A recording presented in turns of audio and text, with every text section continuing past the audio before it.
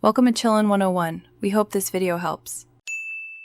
You start by verifying accounts and additions because mismatched platforms stop join requests immediately. Sign into the same account family. Ask your friend to confirm their Microsoft/Xbox/PSN sign-in. Once done, check whether you run Java or Bedrock. They are incompatible. Explain that clearly. Make sure both copies show the same version number, then apply any pending updates. This prevents basic connection failures and gets you to the next steps quickly, rather than troubleshooting the wrong cause. Next, diagnose network barriers because many issues hide there.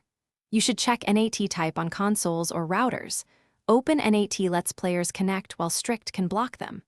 Then forward port 25565 for Java servers or enable UPnP for Bedrock to allow direct hosting. Once done, inspect server settings. Is the server in online mode? Is the whitelist enabled? And is the world set to invite only? These steps let you narrow down whether the problem is routing, hosting, or permissions. Finally, execute the finishing steps and a key fallback. Restart the game clients, the host machine or console, and the router that often resolves lingering state issues. Then test connecting using a direct IP or switch temporarily to Minecraft realms as a controlled fallback.